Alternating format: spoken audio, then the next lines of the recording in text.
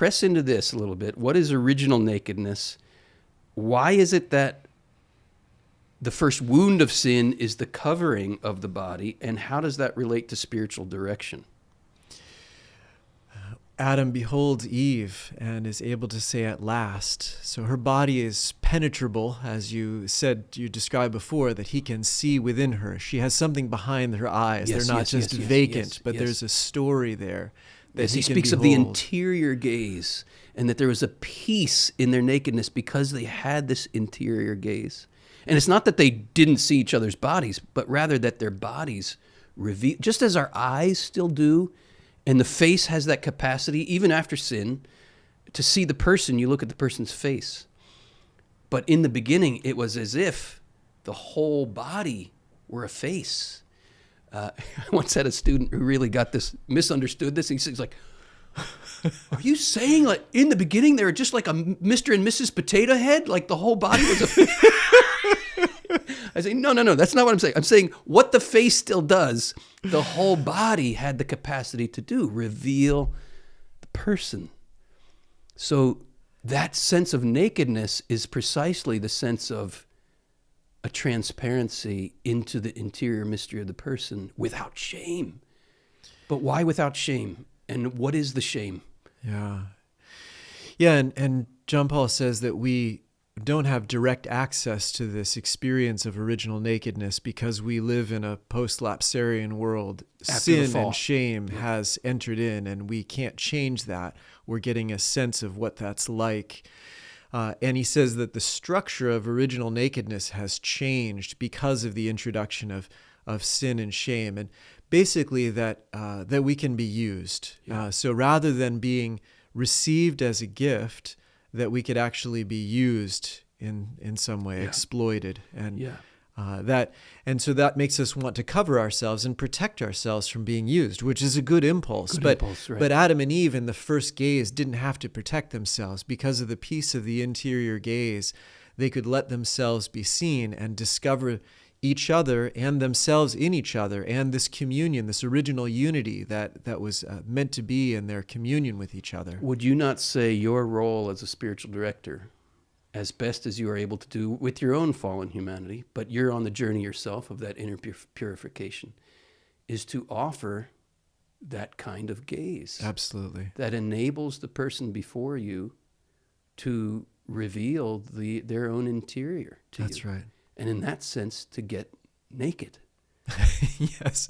In that all sense, of the proper in that sense, we're not talking about taking their clothes off. We're talking about the nakedness of heart, that's right. the exposing of the interior. That's right. What an absolute privilege you have. Yeah, it's such a privilege. And this is, we talk a lot about in our book and in my teaching about vulnerability. And that seems to be a word that has really captured. Brene Brown has done some wonderful things, and I'll show some of her videos in the context of the course. And but when John Paul II talks about the structure of original nakedness changing as a result of the introduction of sin and shame, now the experience of nakedness is an experience of vulnerability. Yes. That I know I can be used. Yeah. Vulnerable means I'm able to be wounded. Vulnus is Latin for wound, right? Right. And so we're aware that there's a risk in revealing. Yeah. And so we do that intentionally in a context of trust.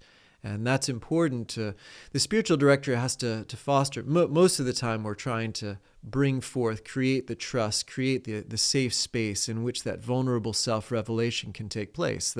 That experience of nakedness, of letting the heart be seen. Could we not say that the whole journey here is one of, we all begin like Adam. I was afraid because I was naked, so I hid myself. Isn't the journey of the Christian life, or at least significantly, not the whole journey, but a significant portion of the journey is realizing, wait a minute, I've believed a lie here, that I'm not loved here. Mm-hmm. And there has to be a reversal of that.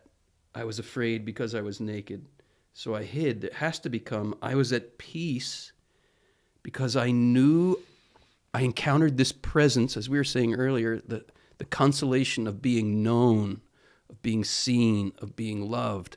And that's what enables me to Rather than I was afraid because I was naked, so I hid, I was at peace because I knew he loved me, so I exposed myself. It's the reverse of the fall. Right. And that's where we experience Christ fully revealing man to himself, to quote Second Vatican Council, JP2's favorite line from the council. Jesus Christ, the final Adam, by the revelation of the mystery of the Father and his love, fully reveals man to himself and makes his supreme calling clear. Isn't that the role of the spiritual director, is to be the witness of that love? And furthermore, we become fully who we were made to be by making a sincere gift of ourselves. Amen. To whom? To one who can receive it. Amen.